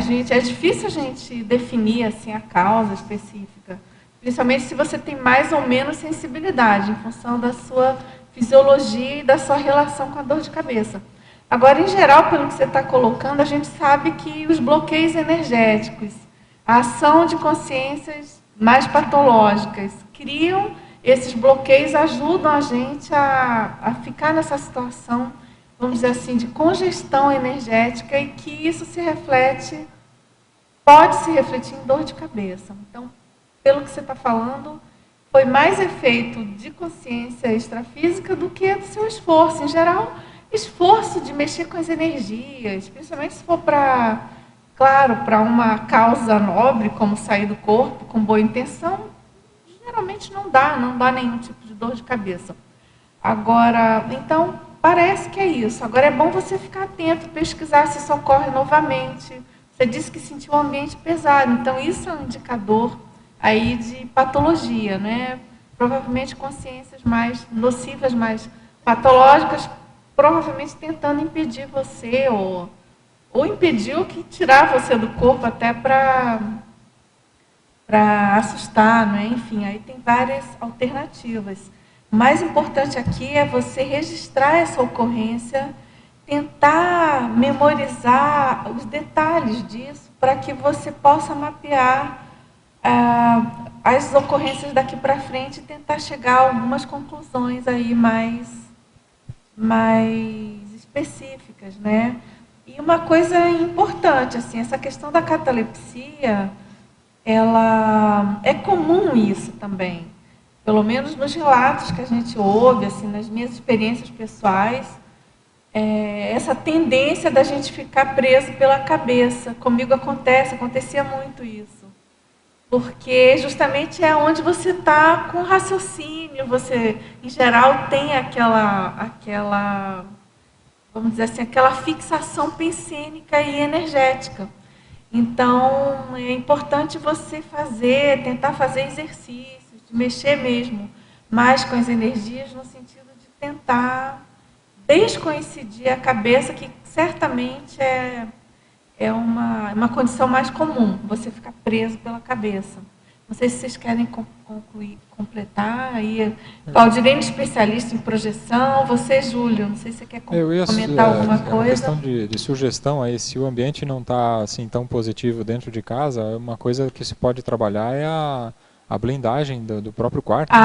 Começar a trabalhar com as energias ali, esterilizar bastante energias, limpando o ambiente, blindando o seu próprio quarto. Foi então, um cochilo, ele tirou um cochilo. Provavelmente estava no quarto, né, em casa. Isso, se o ambiente não é o próprio ambiente, aí às vezes não... Vale a pena. Vale a pena, bem lembrado. Agora, na fatologia, página 8, 8ª linha. Logo que li a definologia, me veio a ideia A hipótese de legiões de consciência terem acesso agora à educação formal pela primeira vez na série de vidas intrafísicas. E fiquei pensando na responsabilidade que temos. Você poderia comentar os desafios decorrentes dessa hipótese?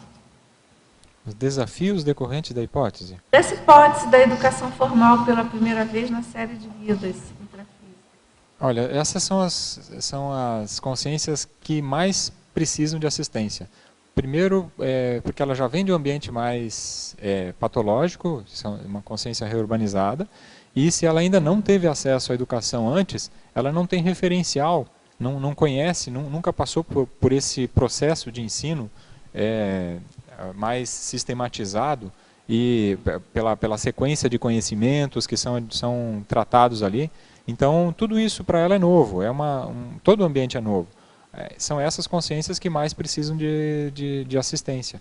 Então, e essa assistência, ela vem não só pela exigência do trabalho do professor, de tornar a matéria mais assim, palatável, mais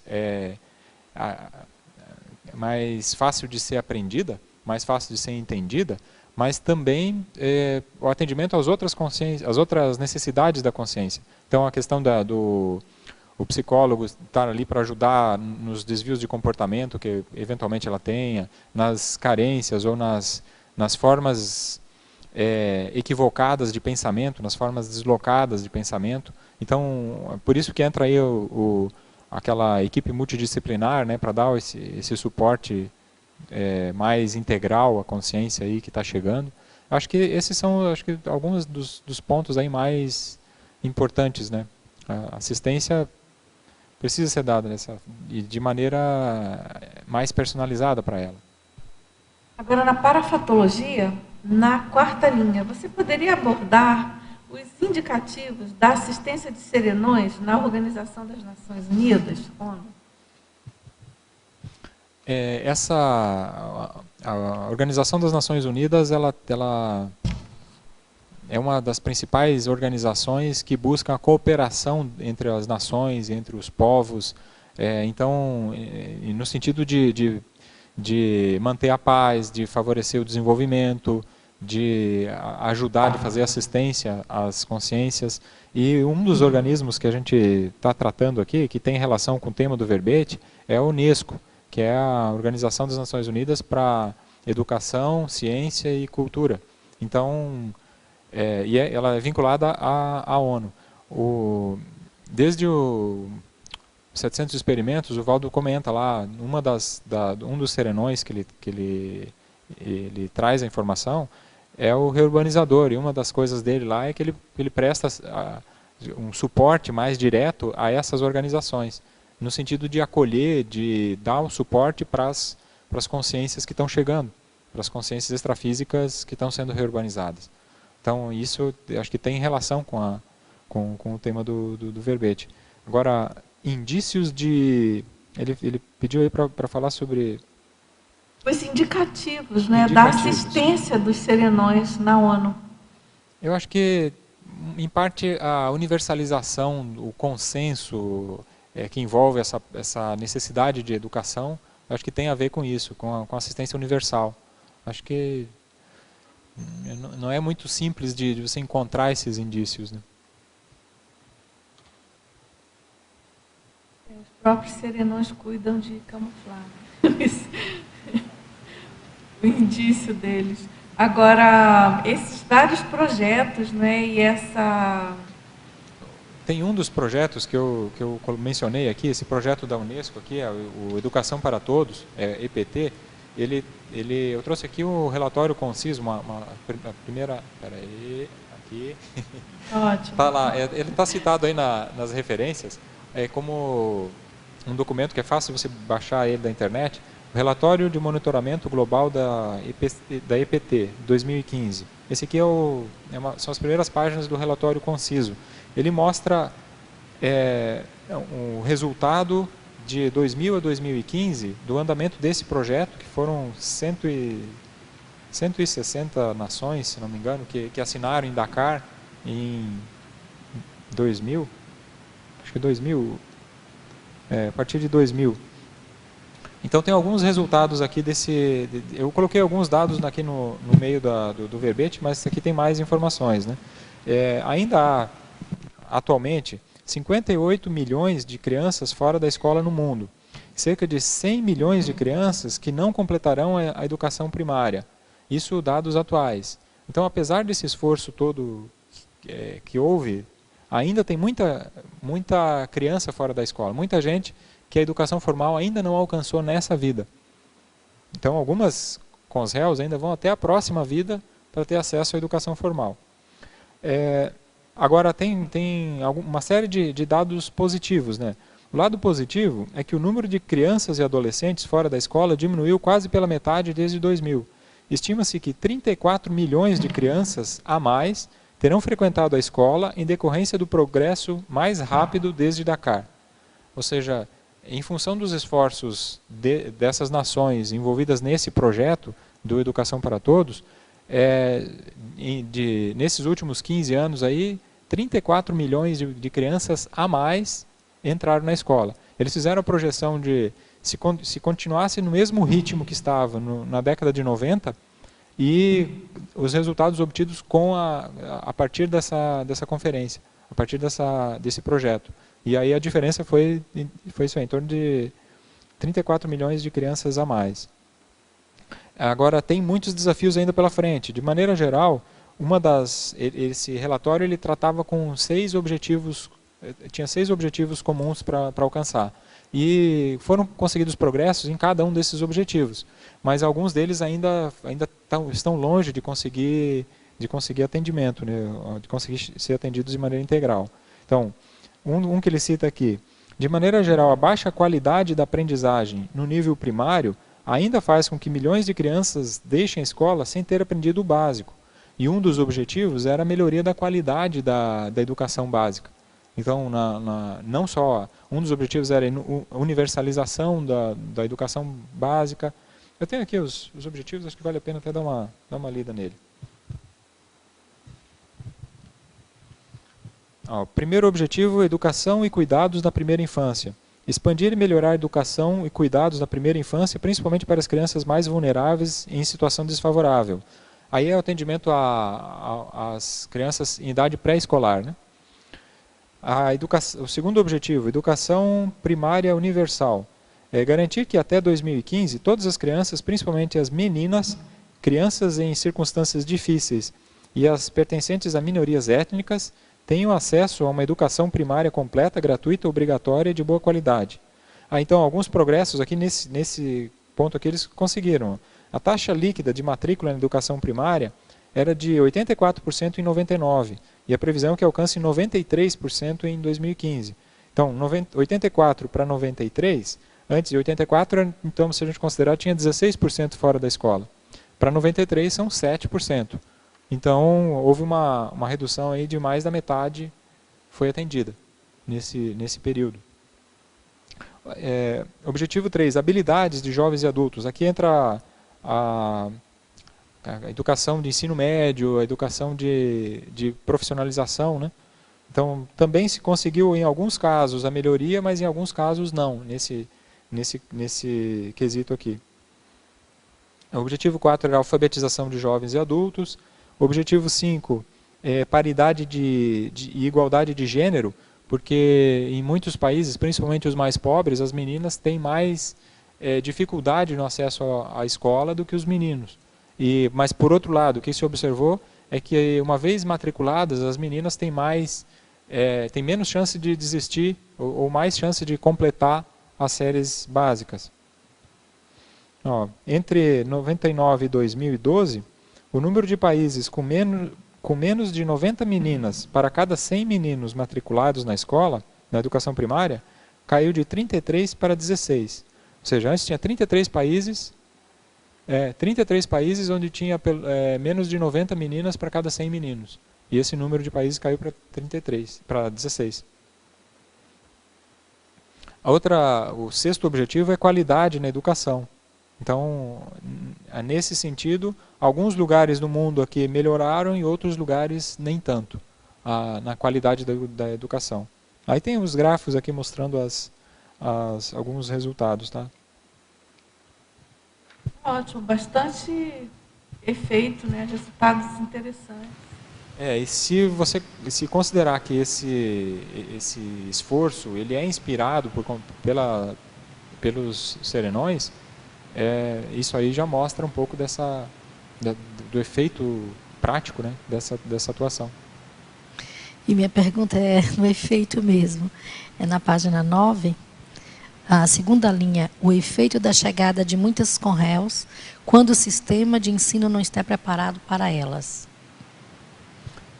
De uma maneira ou de outra, a gente já comentou, várias dessas coisas relacionadas a esses efeitos. Mas, por exemplo, a indisciplina na sala de aula, a evasão escolar, até essa taxa de agressão a professores, isso tem a ver com essa chegada com os réus de consciências mais perturbadas. E, por hipótese, a maioria com os réus. Então, isso, acho que esses aí são os efeitos mais diretos, né? E quando uma criança ela é hiperativa, qual é o método que você pode usar? Olha, eu acho que aí, eu não sou especialista em hiperatividade, mas aí acho que poderia entrar até um auxílio de um psicólogo para ajudar no tratamento disso aí. Agora, tem coisas aí relacionadas a usar, às vezes a pessoa tem mais energia, ou tem mais movimentação, é mais rápida, e muitas vezes é diagnosticada como hiperativa por causa disso, né? Então, porque também tem várias conréus também que tem esse, né? Esse índice dessa forma, né? De repente pode confundir também, né? Não é um conréus, mas é uma criança hiperativa. Não é isso? Pode ser? Pode ser sim. Você e não é pouco que acontece. Tem que saber bem discernir, crianças hiperativas, né? Acontece bastante, né? Obrigada. Agora, professor Júlio, você pode comentar sobre as técnicas de desassédio aplicáveis em sala de aula? Na tecnologia, página 8, segunda linha. Isso aí tem a ver com uma parte dessas técnicas didáticas que eu comentei há pouco também funcionam como técnicas de desassédio. A escagem de consciências que estão perturbando aí os alunos, ela pode ser usada como técnica de desassédio. O esclarecimento conversar e ir atrás, interagir mesmo com a Consim e fazer o esclarecimento, tirar as dúvidas e muitas vezes levar a conversa que às vezes a demanda assistencial está fora do assunto da aula. A demanda assistencial às vezes é conversar um pouco sobre disciplina, sobre o efeito da disciplina, sobre o efeito das consequências que a pessoa vai ter se ela continuar daquele jeito, e usar a lógica, usar a racionalidade e procurar esclarecer. Isso vai acabar, com o passar do tempo, vai desassediando os alunos. Outra coisa é manter os alunos ocupados em coisas que vão ser produtivas, que vão ser assim, interessantes, de tal forma que estejam conectadas com a realidade deles. Isso ajuda também sabe, não deixar a ociosidade que acaba gerando conexão para assédio, né? Agora, professora Dulce, ao tentar fazer uma projeção, Valdirene se atraiu as perguntas sobre projeção, hein? Maior sincronicidade, não é verdade? Senti um grande zumbido nos ouvidos e umas pancadas atrás da cabeça, e nesse momento materializei o meu corpo flutuando no teto durante 3 segundos. Na verdade, foi seu psicossoma que descoincidiu e você, então, foi parar no teto, literalmente. Sons intracranianos. Como? Tem sons intracranianos aí também, né? Sim, exatamente. Grande zumbido nos ouvidos e pancadas na cabeça, os chamados sons intracranianos. E esse zumbido no ouvido é um sinal justamente para muitos projetores, é uma sinalética, né? De descoincidência. Então, você já teve aí muita experiência junta. Faz parte, né? Você não quer pegar o microfone, vocês dois aí vão comigo aqui. E aí ele diz, essa experiência me fez acreditar na conscienciologia e estudei bastante sobre o assunto. Desde então, sinto uma pressão e movimento constante na testa, no chakra frontal, como se fosse uma roda a mover e às vezes até dói. Vejo também com os olhos abertos um movimento circular transparente e sem cor, a uma distância de 3 metros. Nos últimos 2 meses, quando me concentro e fecho os olhos, vejo um tubo de cor violeta, em que de vez em quando aparecem imagens de pessoas, locais e símbolos. Uma vez ouvi uma voz repetindo 2 vezes o meu nome. E logo a seguir fiz uma primeira e única projeção sem eu provocar. Assim, porque aquela que ele relatou, ele tentou provocar. Que bacana, você está num franco processo de desenvolvimento parapsíquico. Parabéns. E, bom, ele continua, deixa eu...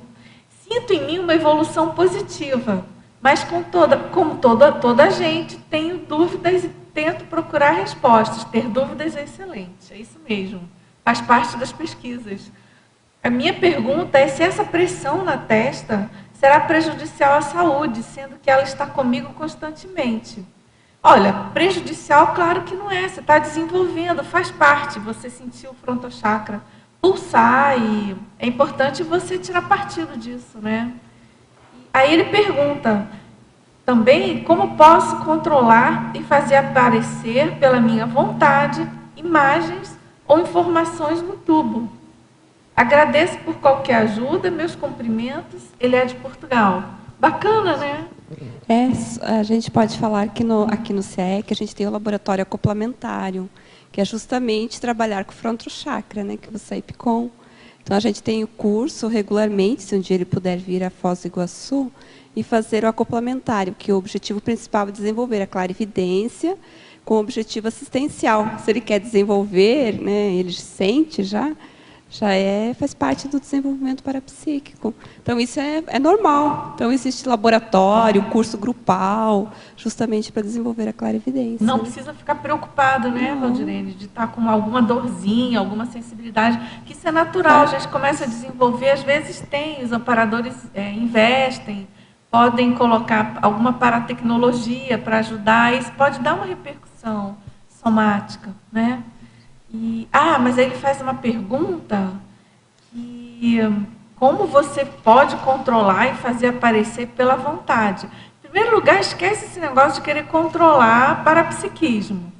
O que você pode é praticar e aplicar técnicas. A gente, como a professora Valdirene falou, a gente tem os cursos aqui no CAEC, no próprio tratado de projeciologia tem inúmeras técnicas para a saída do corpo. E essa questão de aplicar técnica com foco, por exemplo, definir um alvo mental para você acessar através, por exemplo, de uma clarividência viajoura, que parece que é o fenômeno que você está... Pelo que eu entendi, a clarividência viajoura, né? Essa coisa do tubo, de TV, imagem. E aí é super importante você focar nisso e pesquisar, porque a clarividência viajoura é um fenômeno muito bacana. Ele, em geral, ele envolve a projeção do mental soma. Você projeta o mental soma e acessa uma informação à distância.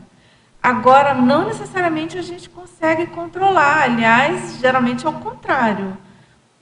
A vontade da gente é importante na aplicação de técnicas e na aplicação do nosso esforço para desenvolver o parapsiquismo. Mas não para controlar o que a gente vai acessar, que informação que a gente vai acessar.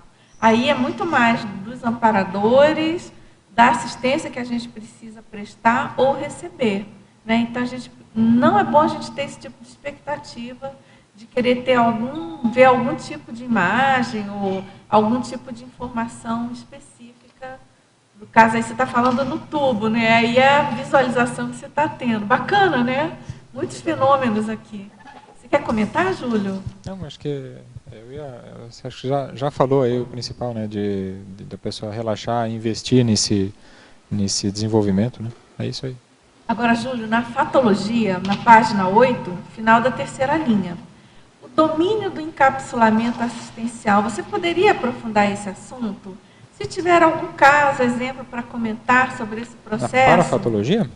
É na parafatologia, página 8, final da terceira linha.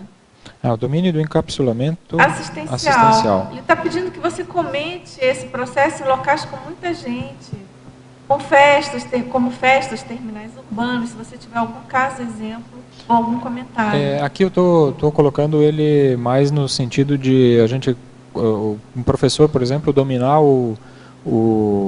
a técnica do encapsulamento e muitas vezes até sendo necessário isolar um determinado aluno para que ele não contamine todo o resto da turma num determinado momento, numa aula, para que a gente não perca a oportunidade de assistir as outras pessoas nessa aula. Então isso pode ajudar a encapsular e não contaminar, não contaminar o resto. Agora tem também o autoencapsulamento, que acho que até o mais prioritário a ser desenvolvido, que é esse que você comentou, de a pessoa conseguir entrar e sair de outros ambientes sem se contaminar, sem resquícios, sem rebarbas mais sérias aí do assunto. Então diminui a sua interação energética com o ambiente e você consegue se manter mais rígido, mesmo em ambientes mais perturbados. Agora, também na terceira linha aí da parafatologia, pode comentar as escagens inconscientes pelos professores não intermissivistas? É uma das coisas que mais acontece, porque a interação multidimensional, ela acontece independente da pessoa estar ciente disso ou não, independente da pessoa conhecer ou não. Então, e a maioria dos professores, os não intermissivistas, eles não têm a mínima noção de multidimensionalidade. E a interação multidimensional está acontecendo o tempo todo. Dado o estágio atual de perturbação mais acelerada, maior dentro das salas de aula, tem muita escagem, tem muita consciex dentro dessas salas de aula mais perturbadas, de alunos mais carentes. E os professores estão ali, na maioria deles, ingênuos e sofrendo processos de escagens o tempo todo. E sem saber o que fazer, acabam entrando em burnout, acabam entrando em estafa, acabam entrando em uma série de distúrbios por não conhecer, por não ter o domínio energético suficiente aí para se sair bem da situação, para conseguir fazer assistência sem se desequilibrar, sem se perturbar. Professor Júlio, na página 9, em numerologia, o último, a melhoria do holopensene planetário. Podia dar uma geral aí para nós? Essa é a essência da Reurbex, é essa melhoria do holopensene planetário. Então, justamente tirando essas comunidades que pesam no holopensene, que aquelas que puxam a média mais para baixo. Então, você desativa essas comunidades e a média, naturalmente, ela vai melhorando. E justamente naqueles ambientes onde foi tirado a influência negativa, ali pode acontecer as principais renovações das consciências que estão ali. Elas começam a respirar um holopensene diferente, uma atmosfera diferente. E pode começar a acontecer as renovações sinápticas, as renovações pensênicas, as renovações de maneira geral, né? Elas começam a acontecer a partir daí. E isso vai melhorando, com o passar do tempo vai melhorando o holopensene do planeta inteiro, né? Agora na página, de novo, 9, na mesma página, neosinapsologia. Você como professor atuante, né? Sim, sim. Quantas neosinapses promovidas pela educação formal? Você tem alguma fatuística, alguma retro dentro da sala, alguma coisa assim, desse tipo que extrapolou? Assim, eu coloquei aqui não necessariamente de retrocognições, mas de neosinapses no sentido de entender um conteúdo novo. Isso é o que mais acontece. Se o aprendizado aconteceu ali uma neosinapse. Então, isso deveria ser a rotina de todo dia os alunos aprenderem, terem uma sequência de neosinapses e começarem a entenderem assuntos novos, começarem a ampliar seu nível cognitivo. Isso são neosinapses, é o que deveria acontecer no dia a dia. E acontece mesmo, mas poderia acontecer num ritmo melhor, numa profundidade maior. Então essa ideia, né? Pensando que você havia colocado num outro sentido, né? porque eu já tive retrocognição dentro de sala de aula. Então, eu falei, ele deve ter tido também, porque foi educador, você vai... É muito... assim, eu não tive retrocognição, eu já tive, assim, vislumbres, assim, aquela coisa, aquele sentimento de... isso não é novo para mim, eu gosto de dar aula e eu sinto que não é a primeira vez que eu estou dando aula, não é a primeira vida que eu trabalho com docência. Então, nesse sentido, aí sim, mas eu não tive retrocognição clara em sala de aula de que... Não é também clara, é você lembrar parte assim, de 2 minutinhos, que para mim parece... Não, às vezes 2 minutinhos pode ter uma certeza de que realmente teve uma vida, né? Teve uma... Mas assim, eu não tive essa certeza em sala de aula. O que eu tive assim é essa sensação, mas não uma lembrança, uma rememoração. Uhum. É mais mas essa sensação é suficiente para eu ter a certeza de que não é a primeira vez que eu estou dando aula. Valeu, obrigado. Obrigado. Tá ótimo.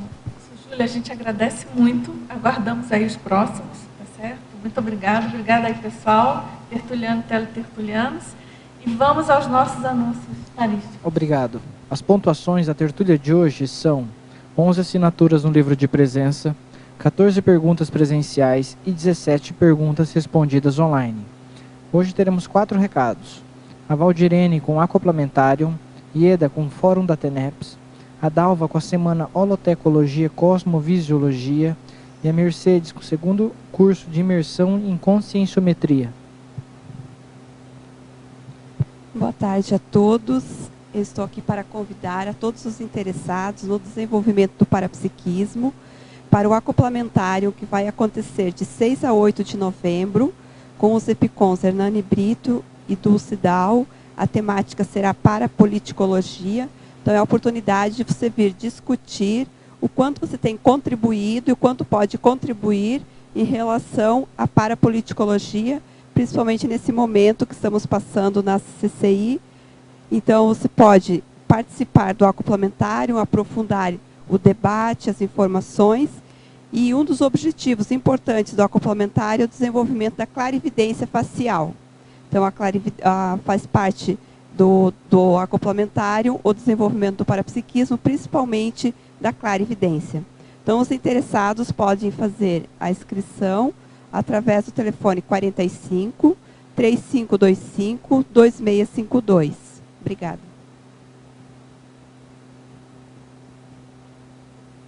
Boa tarde a todos. Estou aqui para convidá-los para o 11º Fórum da TENEPS e o 8º Encontro Internacional de Tenepsistas, que acontecerá do dia 18 a 20 de dezembro de 2015, aqui em Foz do Iguaçu. O tema é Teática Tenepsológica. Para maiores informações e inscrições, o telefone é 45 3525 2652, recepção CAEC. Obrigada. Boa tarde. O CAEC convida todos para o curso Holotecologia, que começará amanhã, 30/10 a 1º de novembro. Em seguida, teremos os minicursos 2 a 6 de novembro, onde pesquisadores de outros estados virão para compartilharem suas pesquisas. Estarão aqui Aracê, Espírito Santo, Intercamp, Natal, Gesconário, Saquarema, Rio de Janeiro e pesquisadores de São Paulo. Não percam, pessoal, venham aproveitar e aproveitar as pesquisas realizadas por eles aqui.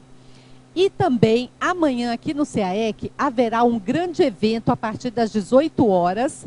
Teremos lançamentos de 2 livros aqui no tertuliário. Será apresentado o vídeo institucional do CAEC. Logo após, daremos início ao hasteamento da bandeira da ONU e a inauguração Rosa dos Ventos. Em seguida, passaremos para a Holoteca, onde teremos uma exposição com coquetel. Todo esse evento será gratuito, não percam, venham aproveitar também. Obrigada. Boa tarde a todos. Los próximos 6, 7 y 8 de noviembre va a realizarse el curso 2º de inmersión en concienciometría, siempre requisitos, en el Hotel Mabú Interludium Iguazú Convention. Este curso va a constar de 3 workshops concienciométricos y 2 campos concienciométricos, con 2 epicones en cada campo. que son Luis González, Moacir González, Lilian Soler y Everaldo Bergoncini. Los workshops primero va a tratar sobre el confort entre trafor, trafar y trafal. Es una actividad concienciométrica para discernir la conexión entre los trazos. El segundo workshop es un confort holosomático, en el que se va a analizar los vehículos de manifestación de la conciencia. Es una actividad concienciométrica para ampliar a autocognición holosomática. Y el tercer workshop es sobre homeostática pelo autodiagnóstico. Esta actividad concienciométrica es inventariante dos autodiagnósticos realizados para ampliar a lucidez en cuanto a las automanifestaciones intraconscienciales. También invitamos a nuestros vecinos argentinos y paraguayos que quieran participar con nosotros en este curso de campo, en el que se va a trabajar los trazos más difíciles para nosotros. Las inscripciones en la loja virtual del site da Conscius, www.conscius.org.br. También en la sede da Conscius no discernimento das 14 às 20 horas. Informações en el teléfono 45 2102 14 60. Esperamos a todos vocês para este trabalho intraconsciencial. Para amanhã, teremos o verbete Síndrome dos Bastidores, especialidade parapatologia, e a verbetógrafa Licínia Schneider. Muito obrigado e boa tarde a todos.